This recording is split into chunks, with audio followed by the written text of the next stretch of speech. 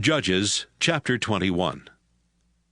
When the Israelites had met at Mizpah before the war with Benjamin, they had made this sacred promise. None of us will ever let our daughters marry any man from Benjamin.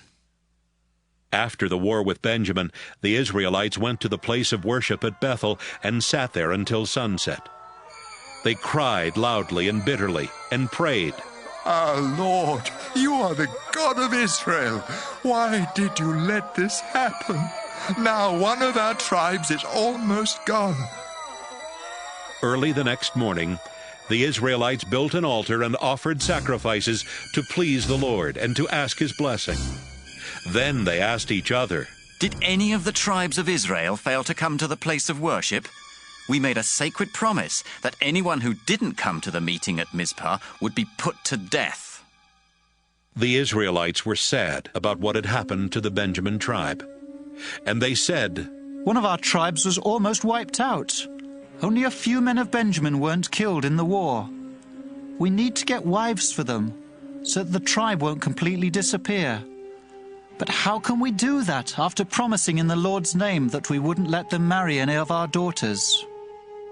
Again the Israelites asked, Did any of the tribes stay away from the meeting at Mizpah? After asking around, they discovered that no one had come from Jabesh in Gilead. So they sent 12,000 warriors with these orders: "Attack Jabesh in Gilead and kill everyone, except the women who have never been married." The warriors attacked Jabesh in Gilead and returned to their camp in Canaan with 400 young women. The Israelites met and sent messengers to the men of Benjamin at Rimmon Rock, telling them that the Israelites were willing to make peace with them. So the men of Benjamin came back from Rimmon Rock, and the Israelites let them marry the young women from Jabesh. But there weren't enough women. The Israelites were very sad, because the Lord had almost wiped out one of their tribes. Then their national leaders said, "All the women of the Benjamin tribe were killed. How can we get wives for the men of Benjamin who are left? If they don't have children, one of the Israelite tribes will die out. But we can't let the men of Benjamin marry any of our daughters. We made a sacred promise not to do that. And if we break our promise, we will be under our own curse." Then someone suggested, "What about the Lord's festival that takes place each year in Shiloh? It's held north of Bethel, south of Lebonah, and just east of the road that goes from Bethel to Shechem." The leaders told the men of Benjamin who still did not have wives, Go to Shiloh and hide in the vineyards near the festival. Wait there for the young women of Shiloh to come out and perform their dances. Then rush out and grab one of the young women. Then take her home as your wife.